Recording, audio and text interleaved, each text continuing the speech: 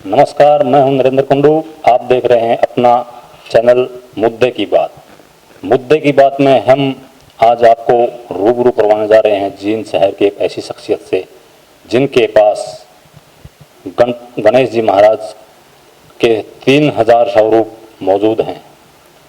सभी स्वरूप भिन्न भिन्न रूपों में हैं और जिस तरह से भगवान गणेश जी महाराज विभिन्न स्वरूपों में मौजूद हैं, वैसे ही डॉक्टर विवेक सिंगला के भी विभिन्न रूप हैं। वो कभी आपको डॉक्टर के रूप में, तो कभी आध्यात्मिक, तो कभी समाज सेवक, तो कभी एक कलाकार के रूप में मौजूद नजर आएंगे।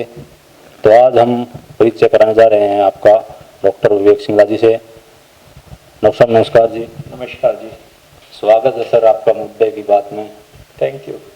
तो सर, आपने ये जो 3000 स्वरूप भगवान गणेश जी के एकत्रित किए हैं, तो ये कब से आपने शुरुआत की और किस किस रूप में वो गणेश जी आपके संग्रहालय में मौजूद हैं?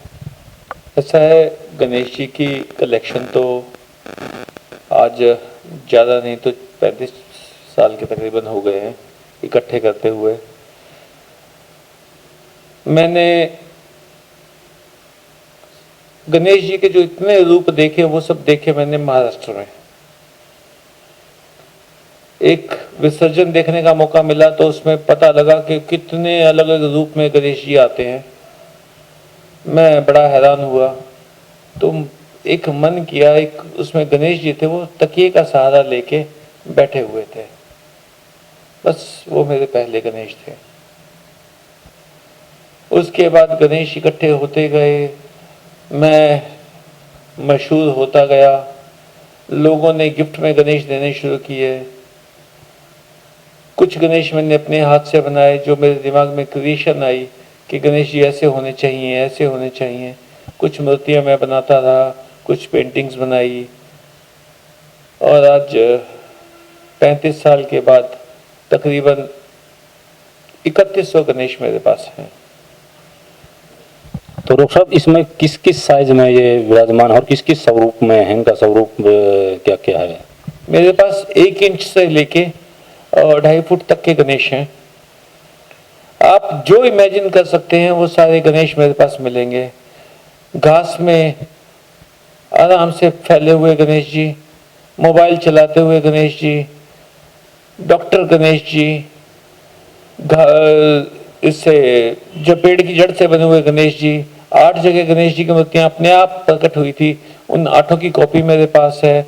कहीं गणेश जी साइकिल चला रहे हैं, कहीं बुलेट चला रहे हैं, कहीं वो टब में नहा रहे हैं, कहीं घुटनों के बल चल रहे हैं, कभी कहीं खेल रहे हैं, कहीं झूले पे झूल रहे हैं, कहीं स्लाइड के ऊपर जो फिसल पट्टी होती है उसके ऊपर फिसल रहे हैं, कहीं पार्क में बेंच के ऊपर बैठे हैं, कहीं सूटकेस लेके एयरपोर्ट पे जा रहे हैं, कहीं गणेश जी सरस्वती के रूप में हैं, कहीं विष्णु के रूप में हैं, कहीं भगवान शिव के रूप में हैं। हर रूप में जहां आप इमेजिन कर सकते हैं। एक छोटा बच्चा, जिसे 5-6 महीने का बच्चा अपने पाँव का अंगूठा चूसता, उस रूप में भी गणेश मेरे पास हैं। मेरे पास बहुत बूढ़े गणेश हैं जो धोती कुर्ते में हैं। तो आप, मेरे पास हरियाणा के गणेश है जो खाट पे बैठ के हुक्का पी रहे हैं। मेरे पास एक छत्तीसगढ़ के गणेश जी हैं जो एक बैलगाड़ी के अंदर जा रहे हैं और हुक्का पी रहे हैं। अब हुक्का पीते हुए गणेश जी कह के कई लोगों की धार्मिक भावनाओं को ठेस पहुंच जाएगी, बट शायद ऐसे लोगों को नहीं पता एक उच्छिष्ट गणपति नाम की साधना होती है जिसमें तंबाकू चबाते हुए भगवान गणेश का जप किया जाता है, और गणेश जी प्रकट होकर आपकी एक इच्छा का वरदान आपको दे देते हैं। तो क्योंकि मेरा मानना यह है, इस दुनिया में जितनी भी चीजें हैं सब भगवान की बनाई हुई, शैतान की बनाया हुआ कुछ भी नहीं है। गणेश जी हर जगह मौजूद हैं। तो आप जितने भी रूप में जिस भी व्यक्ति को, जिस भी पशु पक्षी को देखते हो, तो सब में गणेश जी मौजूद हैं। तो इसीलिए इतने रूपों में गणेश जी मेरे पास इकट्ठे हो रखे हैं। तो डॉक्टर साहब, जो 3100 स्वरूप आपने बताए गणेश जी के, तो उसमें आपके द्वारा कितने बनाए हुए हैं और कहाँ कहाँ से आप गणेश जी की प्रतिमाएं इकट्ठी की हैं? जो स्वरूप मेरे पास जो गणेश जी हैं, तो तकरीबन 250-300 गणेश मेरे हाथ के बनाए हुए हैं। उसमें दाल से बने हुए गणेश जी हैं, सीप से बने हुए, सीपियाँ जो समंदर के किनारे मिल जाती हैं उनसे गणेश बना रखे हैं, साबुन से गणेश बना रखे हैं, मिट्टी से गणेश बना रखे हैं, और जाने किस किस चीज़ के साथ। मुझे तो हर एक चीज़ में गणेश दिखाई दे जाते हैं, तो मैं बस उनको उकेर के बाहर निकाल लेता हूँ। और जहाँ विदेशों की बात है तो मैं थाईलैंड, दुनिया के सबसे बड़े गणेश जी की मूर्ति थाईलैंड में है। हम लोगों को सोच भी नहीं सकते, वहाँ पे एक मेटल की मूर्ति बनी हुई है, तकरीबन वो 150 फुट ऊंची है। वो देखने के लिए, मूर्तियां देखने गणेश जी की, मैं थाईलैंड गया था, वहाँ देखा तो हर एक बौद्ध मंदिर के अंदर मुझे गणेश जी मिले, वहाँ के म्यूजियम्स में मुझे गणेश जी मिले, मूर्तियां तो देखी ही। और जब मैं एयरपोर्ट पे से वापस आ रहा था तो एयरपोर्ट पे एक शॉप के अंदर छोटे से क्यूट से गणेश जी उल्टे पड़े हुए सो रहे हैं, जैसे छोटा बच्चा सोता है। अब वो, मैं जैसे एकदम दुकान के अंदर रश किया तो मेरे अपने सगे मामा जी के साथ मैं वहाँ गया था, तो मामा दोनों, एक मित्र भी साथ थे, तो उन्होंने कहा कहते कि भैया कहाँ चले, तो मामा बोले कुछ नहीं, इसको गणेश दिख गए होंगे, कोई जो इसके कलेक्शन में नहीं होगा। मेरे पास पाकिस्तान के बने हुए गणेश जी हैं, मेरे पास इटली के बने हुए गणेश जी हैं, फिलीपींस के बने हुए गणेश जी हैं, इंडोनेशिया के गणेश जी हैं, मलेशिया के गणेश जी हैं, सिंगापुर के गणेश जी हैं। आप कहाँ, मतलब जितने भी ओरिएंट कंट्रीज हैं जहाँ गणेश जी की मान्यता, वहाँ सब जगह के गणेश मेरे पास हैं। तो डॉक्टर साहब, आपके पास लगभग 3100 स्वरूप गणेश जी के हैं, तो आपका कोई रिकॉर्ड वगैरह गिनीज बुक का, कुछ और रिकॉर्ड? 2006 में मेरा गिनीज बुक में नाम आया था, बट वो मैं ज़्यादा दिन तक फॉलो नहीं कर पाया क्योंकि खर्चा बहुत होता था और एक इच्छा भी खत्म हो गई थी, बहुत नाम मिल चुका था। अब वो, जब आप कोई चीज़ पा लेते हैं तो आपकी उसकी इच्छा खत्म हो जाती है, आपको जब वो चीज़ नहीं मिलती तो आपकी वो अंदर वो इच्छा जलती रहती है। तो बस वो भी कोई इतनी लंबी चौड़ी अब मुझे नहीं अचीवमेंट लगती, क्योंकि देखिए जब गणेश जी की इतनी कृपा हुई है मेरे ऊपर, तो ये भी उनकी कृपा का ही अंश था। तो डॉक्टर साहब, आपने जैसे बताया कि आप पाकिस्तान से, इटली से, थाईलैंड से, कई जगह से गणेश की प्रतिमा एकत्रित की हैं, लेकिन कुछ लोग हैं जो तथाकथित इतिहासकार कहें उनको, वो अपने हिंदू धर्म को, सनातन धर्म को सिर्फ भारत तक समेट कर दिखाते हैं कि जो देवता, देवी देवता यहीं इनकी सिर्फ काल्पनिक वो और कल्पनाएं हैं, तो जबकि ये विदेशों में आप कह रहे हैं कि आपने देखे, तो उसके बारे में आप क्या कहना चाहेंगे? ऐसा है, ऐसे लोगों को मैं बता दूं, दुनिया का सबसे बड़ा मंदिर अंकोर वाट कंबोडिया में है। वहाँ आपके भगवान विष्णु के, भगवान शिव की आपको मूर्तियां मिल जाएंगी जो आज से 1500 साल पुरानी है। आप पीर रतन शाह नाम का मंदिर है काबुल में, वो मंदिर 2500 साल पुराना है, उसमें गणेश जी की प्रतिमाएं हैं। वहाँ क्या हुआ, वहाँ के जो नए धर्म आए उन्होंने उन मूर्तियों को खत्म कर दिया, उन तीर्थों को खत्म कर दिया। हिंदुस्तान में भी बहुत सारे तीर्थ स्थान खत्म हो गए, डिसअपियर हो गए, समय के साथ गायब हो गए। ऐसा नहीं है कि वो मंदिर सिर्फ यहाँ बचे हैं, मंदिर सिर्फ यहाँ पे बच गए, वहाँ के मंदिर खत्म कर दिए गए, वहाँ से धर्म को वाइप आउट कर दिया गया। अब अभी पीछे एक मूर्ति मिली थी ग्रीक्स में, तो वो काफी कुछ आपके जो गणेश हैं उनसे मिलते जुलते हैं, उनका नाम जानूस है। तो अब वो गणेश जी का ही स्वरूप है, वो जानूस और गणेश मिलते जुलते वर्ड है।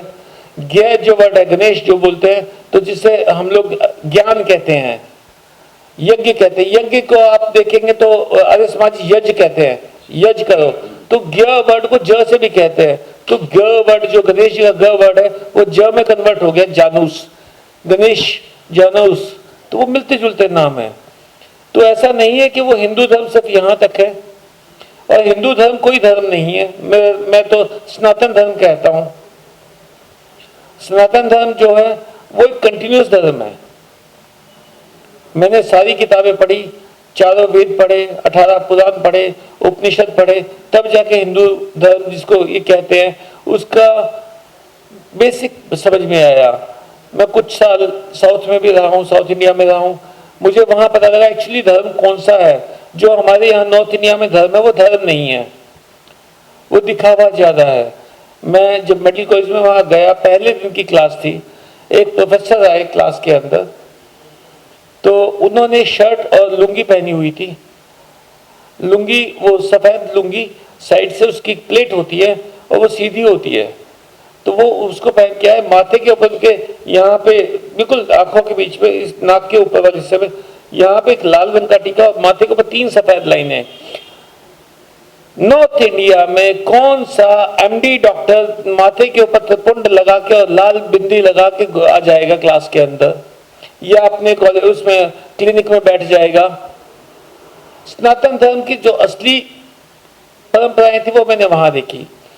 एक मंदिर है दुर्गा का मैसूर में, तो चामुंडा मंदिर उसको बोलते हैं। तो जो लोग मैसूर गए हैं वो उन्होंने देखा होगा, चामुंडा हिल्स के ऊपर एक बड़ी सारी महिषासुर की मूर्ति बनी है। महिषासुर का बसाया हुआ था मैसूर, महिषासुर और मैसूर, तो महिषासुर का बसाया हुआ शायद मैसूर, वहां देवी ने कहते हैं कि उसका वध किया था। तो चामुंडा मंदिर में आपने अंदर जाना है, आप कोई भी सिला हुआ वस्त्र नहीं पहन सकते, गीले कपड़े लेके, गीले बाल लेके आप अंदर जाएंगे, तब जाके आप पूजा कर सकते हैं। हमारे यहाँ क्या है, कोई जुराब नहीं निकालेगा, कोई सिर नहीं झुकाएगा। यहाँ जो परंपरा है वो एकदम डिफरेंट हो गई है, वहां परंपरा मेंटेन है। तो ऐसे ही कुछ साल के बाद यहाँ भी उसका रूप चेंज हो जाएगा। तो ऐसे यही कारण है कि और देशों से सनातन धर्म धीरे धीरे वाइप आउट हो गया, क्योंकि लोगों ने उन परंपराओं को छोड़ दिया। जो ये परंपराएं आपने बताई हैं दक्षिण भारत में और यहाँ उत्तर भारत में, तो यहाँ क्या कारण मानते हैं डॉक्टर साहब आपके यहाँ जो परंपराएं खाली दिखावा रह गई और जो धर्म के साथ ही जोड़ के जिनको देखा जा रहा है? बस आप साउथ में किसी मंदिर में जाइए, आप 2 आदमी अंदर जाएंगे, पुजारी कपूर लेगा, एक बड़ा सा, इतना बड़ा सा एक तांबे की फट्टी सी होती है, उसमें एक गड्ढा बना होता है, उसमें लेगा, कपूर जलाएगा, भगवान की मूर्ति के चारों तरफ घुमाएगा ताकि आपको पूरी मूर्ति के दर्शन हो जाए। उसके बाद वो जो ज्योत है वो आपके सामने लेके आएगा, आप आरती लेंगे उसकी। उसके बाद वो भगवान की मूर्ति से आपको फूल उतार के देगा, आपको रंगे हुए, लाल रंगे हुए चावल देगा, अक्षत जो होते हैं। वहां आपने जो पैसे चढ़ाने हैं, आपने उसके अंदर जब वो आरती कर चुका, उसके बाद आपने ₹1-2 जो उसमें डालने हैं आरती के अंदर डाल दिए। अदरवाइज सब लोग पैसा जो है वहां पे दान पत्र में डालते हैं। यहाँ पे क्या है, हम गए पूजा करने के लिए, हम जो कपड़े पहने हुए उन्हीं कपड़ों में बैठ के पूजा करवा दी। तिरुपति मंदिर था, जिस शहर में मैं रहता था वहां पे तिरुपति बालाजी का एक मंदिर था, तो मैंने एक बार कोई मन्नत मांगी थी, तो उसका अभिषेक करना था। अभिषेक करने के लिए मैं और मेरा छोटा भाई, हम जब मंदिर में पहुंचे तो उन्होंने हमें कहा कि आप लोग ये सारे कपड़े निकाल दो और जो लुंगी जिसको बोलते हो आप लोग, वो पहन लो। एक सफेद रंग की लुंगी उन्हीं के तरीके से हमने पहन ली। हम उसमें बैठ गए, उन्होंने भगवान का स्नान करवा के, पहले उन्होंने पानी से स्नान करवाया, फिर दूध से स्नान करवाया, फिर हल्दी से स्नान करवाया, फिर चंदन से स्नान करवाया, फिर घी से स्नान करवाया, फिर केले से स्नान करवाया, केले पीस के, और उसके बाद फिर से साफ पानी से स्नान करवाया, फिर भगवान का श्रृंगार किया। और जो सारा लिक्विड जो नीचे इकट्ठा हुआ था टब में, चरणामृत जिसको कह दो, वो चरणामृत उन्होंने मेरे ऊपर इतना सारा छिड़का कि पूरा भीग गया था। तो वो कहते जो भगवान की मूर्ति का जितना भी प्रसाद है, जितना भी कृपा है, वो आपके अंदर आ गई है। अब यहाँ आपने किसी मंदिर में ऐसा अभिषेक तो देखा नहीं होगा, सुना भी नहीं होगा। वहां आपको भगवान गणेश जी का अभिषेक करवाना है तो भी ऐसे होगा, हनुमान जी का अभिषेक करवाना है तो भी ऐसे होगा, दुर्गा का अभिषेक करवाना है तो भी ऐसे होगा, लक्ष्मी का अभिषेक करवाना है तो भी ऐसे होगा। यहाँ तो जाइए, आप माथा टेकिए, पैसा चढ़ाइए, प्रसाद जो आप लेके गए हैं उसमें से कुछ प्रसाद पंडित जी आपको रिटर्न कर देंगे, आप वो लेके आ गए। तो डॉक्टर साहब, आपने एक बहुत बड़ी बात कही है, आप डॉक्टर हो और आपने कहा कि दक्षिण साइड में जो पूजा अर्चना होती है, इस तरह से अभिषेक होता है मूर्ति का, तो कुछ लोगों के मन में ये बात सुन के एक सवाल आएगा कि ये सब पाखंड है। कुछ लोग पहले ही कहते हैं कि ये सनातन धर्म में सब पाखंड करते हैं, इस तरह भोग लगाना, मूर्ति को स्नान कराना। तो आप क्या मानते हैं, इसके पीछे क्या आध्यात्मिक या वैज्ञानिक कारण है जो इस तरीके से वो पूजा पाठ करते हैं, मूर्ति को स्नान करवाना है, उसको भोग लगाना है, इस तरीके से? क्योंकि आप एक डॉक्टर हो तो कुछ लोगों को ये जरूर मन में वहम होगा कि डॉक्टर साहब इतनी बड़ी बात कर रहे हैं, क्या कारण है ये? ऐसा है जी, मानो तो पत्थर, मानो तो भगवान, नहीं तो पत्थर। जो लोग नहीं मानते, जो लोग नहीं मानते, जो हर एक चीज के पीछे विज्ञान अड़ाते हैं, आज से 15 साल पहले कहते थे भूत प्रेत सिर्फ एक नकली चीज है, एक वहम है, ये है वो है। डिस्कवरी चैनल जो टीवी पे आप देखते हैं वो सब पूरा साइंटिफिक चैनल है, उसके ऊपर रात को प्रोग्राम देख लीजिए, हॉन्टेड। अब वो मान गए कि भूत होते हैं। तो भूत होते हैं इसका मतलब भगवान होते हैं? मैं यही कह रहा हूं जी, जब भूत हैं तो भगवान तो होंगे ही होंगे। अब एक चीज है, मुझे लोग कहते हैं, अभी एक बंधु से मुलाकात, एक बंधु से बात हो गई तो वो कहने लगे, एक चुटकुला सुनाया उन्होंने, कहते उन्होंने कहा कि एक बंदा अपने पोते के साथ मंदिर में गया तो मंदिर में घुसते ही वो निकल के भाग गया वहां से। तो उसने, दादा ने कहा बेटा क्यों भागा? कहता अंदर शेर, वहां पत्थर के शेर बने हुए थे, कहते वहां शेर है वो खा जाएंगे। तो कहते बेटा ये तो पत्थर की, कहते फिर मूर्ति भी तो पत्थर की है। तो मैंने कहा जी आपने बात कह चुके, आप सांस ले रहे हैं, हवा है आपके चारों तरफ, हवा आपको चारों तरफ हवा है, तो आपको पंखा, एसी, कूलर की जरूरत क्या है? आपको जब पंखा हवा, जब पंखा चाहिए हवा फील करने के लिए, कूलर चाहिए हवा फील करने के लिए, एसी चाहिए हवा फील करने के लिए, हवा तो चारों तरफ है भैया। तो ऐसे ही जो भगवान है, किसी जगह पे कंसंट्रेशन ज्यादा करने के लिए आप उनसे ज्यादा उसको फील कर सके, तो इसलिए मंदिरों की रचना की गई। मंदिरों की जो व्यापारीकरण हो गया उसके मैं सख्त खिलाफ हूं। मैं पैसे दे सकता हूं, मैं 2100-3100 रुपए दे दूंगा तो मुझे सीधे ले जाकर दर्शन करवा देंगे, बाकी लोग लाइनों में खड़े हुए हैं। यह व्यापारीकरण है। भगवान की मूर्ति को आप देखने के लिए गए हैं, दर्शन करने के लिए गए हैं, पूजा करने के लिए गए हैं, कुछ चीज मांगने के लिए गए हैं, आपका अपना विचार है। मंदिर के अंदर एक छोटे से कमरे के अंदर मूर्ति को छिपा के रखा हुआ है, आप दर्शन कर नहीं पाते, पूरी मूर्ति को देख नहीं पाते, उससे पहले धक्का देके आपको कर दिया गया। एक मूर्ति चबूतरे पे लगी है, बड़ा सारा हॉल है, लोग अंदर आ रहे हैं, उसकी चबूतरे के चारों चक्कर काट के जा रहे हैं। पीछे से भी देख ली, साइड से भी देख ली, सामने से देखते हुए चले गए। अच्छे से मूर्ति को देख लेंगे? नहीं। अब से पहले तो ये था कि मूर्ति की फोटो नहीं खींचने देते थे, किसी भी मंदिर में जाते, किसी बड़े तीर्थ स्थान में जाते। अब क्या हुआ कोविड में, जब नहीं जा पा रहे तो सारे भगवान ऑनलाइन कर दिए। अब भगवान की वो पावर खत्म हो जाएगी, अब पावर मेंटेन रहेगी। पहले तब तो पावर खत्म हो जाती है, फोटो ले लेते थे। ये सारी चीजें जो वहम के साथ जोड़े। साउथ में आपको किसी भी मंदिर में फोटो खींचने से कोई नहीं रोकेगा, बट उनकी शर्त क्या होगी कि वो पहले आपके मोबाइल का, आपके कैमरे का अभिषेक करेंगे, शुद्ध करेंगे इसे। अगर आप में हिम्मत है शुद्ध करवाने की कैमरा, तो अंदर ले जाइए। तो डॉक्टर साहब आपने काफी अध्ययन किया है ग्रंथों का, और गीता भी आपने पढ़ी है, ऋग्वेद आपने जो बताया कि काफी अध्ययन करने के बाद ये, तो अभी तक आप कितनी पुस्तकें लिख चुके हैं इस विषय में? मैं कुल 29 पुस्तकें अब तक लिख चुका हूँ। 7-8 पुस्तकें मेरी पब्लिश हो चुकी हैं, बाकी पब्लिशिंग की वेट में है। तो बस मेरी जो वो रहता है वो ज्यादातर मेरा अध्यात्म ही रहता है।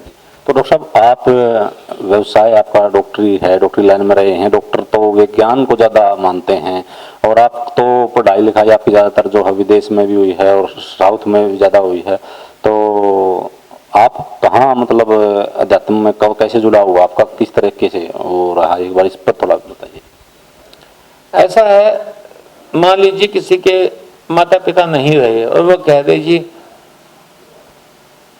मतलब दादा दादी नहीं देखे उसने, तो कहेगा दादा दादी हैं ही नहीं मेरे। ये तो वही वाली बात हो गई कि परदादा परदादी मैंने देखे नहीं तो वो है ही नहीं, भगवान मैंने देखे नहीं तो है नहीं। ये लोगों का ही बड़ा अजीब सा सवाल है भैया। फिर इसका मतलब तो परदादा परदादी भी नहीं हुए। मैं मानता हूं भैया इस दुनिया में जितना भी, और डॉक्टर्स के लिए मैं बताता हूं, आप अपने शरीर के अंदर पतली पतली खून की नलियां होती हैं जिनको कैपिलरीज बोलते हैं। उसके अंदर से रेड ब्लड सेल, जो आरबीसी जो होते हैं रेड ब्लड सेल्स, वो जब निकलते हैं वो बालूशाही की तरह होते हैं, बीच में से दबे हुए, साइड में से चौड़े। क्यों? जब वो उसमें नली में से इतना बारीक छेद होता है कि वो ना मुड़ जाते हैं, ऐसे ट्विस्ट हो जाते हैं। तो भगवान ने उसकी शेप ऐसी बनाई कि वो ट्विस्ट हो जाए। मैं डेंटिस्ट हूं, दांत के चारों तरफ शॉक एब्जॉर्बर सिस्टम लगा दिया। तो भैया ये किसने किया? विज्ञान तो स्टडी कर रहा है भगवान की बनाई चीजों को। क्या वजह है भैया? तुम्हारे मतलब आधे क्या 99% एक्सपेरिमेंट फेल होते हैं, 1% एक्सपेरिमेंट सफल होता है। और वो सब चीजें हजारों साल से, लाखों साल से, करोड़ों साल से दुनिया में है। ये सूरज किसने घुमाया? ये धरती किसने घुमाई? ग्रहण भी हो रहे हैं, मॉनसून हर साल उसी सीजन में आता है, सर्दियां उसी सीजन में आती है। किसने किया ये सब? विज्ञान ने किया। विज्ञान को स्टडी कर रहा है। अगर आपका विज्ञान अभी इतना उन्नत नहीं हुआ है कि पूरी चीज, अगर विज्ञान पूरा उन्नत होता तो रिसर्चेस कैसे होती? अभी कोविड आया, कोविड आने के बाद सबसे पहले हमने एक वो आया कि सबको ना कुनैन खानी है, थका तक लोग कुनैन खाए जा रहे हैं। फिर साल्ट आया, आइवरमेक्टिन खानी है, सब लोगों ने आइवरमेक्टिन खा रहे हैं, काढ़े पी रहे हैं। कितनी चीजें आजमाई हैं आप लोगों ने, कोई गिनती है? तो विज्ञान, ये विज्ञान था ना। क्या वजह? पिछले साल भी सितंबर में केस कम होने शुरू हुए, इस साल भी सितंबर में केस कम होने शुरू हुए। वजह बताइए मुझे। वैक्सीन आ गई, अब कोई कह रहा है ये वैक्सीन इफेक्टिव है, ये वैक्सीन इफेक्टिव नहीं है। अगर आपका विज्ञान इतना ही उन्नत है तो वो सीधी एक ही वैक्सीन क्यों नहीं वो हुई? मेरी बात सुनिए, मैं डॉक्टर हूं, विज्ञान के खिलाफ नहीं हूं, पर आप विज्ञान को बहुत ज्यादा लगा के चल रहे हैं और भगवान को बहुत छोटा किए जा रहे हैं। अपने आप को समझिए, अपने आप को पहचानिए, अपना भगवान से रिश्ता जानिए। मैं ये मानता हूं, अभी 10 दिन से 15 दिन से मैंने सारे दोस्तों को घुमा के रखा हुआ था, क्योंकि मुझे केदारनाथ जाना है। ई पास आज खुलने थे 12 बजे। मैं दिन रात एक ही प्रार्थना करता है, हे भगवान मुझे ई पास मिल जाए ताकि मैं केदारनाथ से जा सकूं। खूब जद्दोजहद चल रही 15 दिन से। कल रात को भी मैं भगवान से प्रार्थना करके सोया, हे भगवान मेरे ई पास बनवा देना। आज सुबह जब मैं वॉक पे गया तो ई पास चाहिए भगवान, प्लीज ये कृपा कर देना। वापस आया, वापस आके अखबार उठाया 8 बजे, सामने खबर छपी हुई, ई पास हटा दिए सरकार ने, कोर्ट में हटा दिए। अब ये भगवान की कृपा नहीं तो क्या है? कितने लोग वहां से वापस आए हैं? अगर आप भगवान को नहीं मानते तो गलती आपकी है। अब मैं सेटिस्फाइड हूं, सब लोग मुझे एक खुशनुमा इंसान की तरह जानते हैं। क्यों जानते? क्योंकि मतलब मुझे पता है सब कुछ भगवान कर रहे हैं। मुझे एक काम दिया है भगवान ने, कर्म करना। भगवान ने कहा तू कर्म करता है, फल मैं देता रहूंगा, जैसे तेरे कर्म होंगे वैसे मैं फल दे दूंगा। ये उनका वादा है। गीता में छाती ठोक के कहा है, भगवान ने छाती ठोक के कहा है कि जो जैसा तेरा कर्म होगा वैसा फल मिल जाएगा तुझे। आधे अधूरे दिमाग से तुम पढ़ोगे तो पास हो जाओगे क्या? कर्म तो करो, फल तो तभी मिलेगा। लोग चाहते हैं कि फिर भगवान अपने आप कर देंगे। मैंने कर्म क्या करता रहा, मैं कंटिन्यूसली साइट के ऊपर लॉक्ड इन रहा। जैसे ही वो खुलेगा तुरंत मैं ई पास के लिए रजिस्टर कर जाऊंगा। मैंने अपना कर्म नहीं छोड़ा। अब भगवान ने कृपा करनी थी, वो फल दे दिया। मेरी सोच यहां पे अटकती है, जब लोग जिस चीज को नहीं मानते। आपकी स्ट्रेटजी, आपकी रणनीति सफल हो गई, आपको जीत मिल गई, आप कहता मैंने किया है, और कुछ गड़बड़ है, भगवान तूने क्या किया? भगवान बेचारा ब्लेम दिखाने के लिए बैठा हुआ है। तो मेरा कंसेप्ट बीइंग अ डॉक्टर, मैं भगवान को खूब मानता हूं। मेरे आप चारों तरफ देखेंगे तो भगवान की मूर्तियां मिलेंगी। मेरे हर एक कोई मेरे पास आता है तो मैं राम राम कह के बात करता हूं। अगर आप लोगों को यह लगता है कि मैं दकियानुसी हूं तो भैया दकियानुसी सही, बट मैं आपसे ज्यादा सुखी हूं, आपसे ज्यादा खुश हूं। बिस्तर पर लेटते ही नींद आती है। जो मिल गया भगवान का प्रसाद मान के ग्रहण कर लिया, जो नहीं मिला भगवान की इच्छा नहीं थी, भगवान इससे बेटर मेरे लिए लेके बैठे हुए हैं, सोच के छोड़ दिया। तो ये अपने जीवन जीने का मेरा सलीका यही है। तो डॉक्टर साहब, हमारे दर्शकों के लिए कोई विशेष संदेश, खास संदेश आप देना चाहें? मैं तो एक ही बात कहूंगा, धार्मिक बनिए, अंधविश्वासी मत बनिए। भगवान धरती पे उतर के आपको कोई वरदान देने आने वाले नहीं हैं। सब लोग इसी कोशिश में लगे हुए हैं कि हाँ भगवान मेरा हाथ पकड़ ले। आपको कर्म करना पड़ेगा, कर्म पूरी लगन से करना पड़ेगा। फल वो अपने आप दे देंगे जैसा आपका कर्म होगा। आधे अधूरे दिमाग से पढ़ोगे तो ऐसे ही पास होगे, पूरा दिल लगा के पढ़ोगे, पूरी मेहनत करके पढ़ोगे तो तुम्हें फर्स्ट आने से कौन रोक सकता है? तो मेरा सबके लिए संदेश यही है, भगवान पे विश्वास रखो, भगवान आपके साथ हैं। बट भगवान कहते हैं तू जितना करेगा उतना पालेगा। तो दोस्तों, ये थे अपने साथ डॉक्टर विवेक सिंगला जी। डॉक्टर साहब ने बताया कर्म के महत्व के बारे में और धार्मिक बनने के बारे में। तो इसी तरह अगला मुद्दा जल्द लेकर आ रहे हैं हम आपके सामने। अगर आपका कोई सुझाव है तो आप हमारे नीचे लिखे फ़ोन नंबर, मेल आईडी पर अपने सुझाव भेजिए। हम उस पर भी आपके सवाल के जवाब देने के लिए प्रयास करेंगे।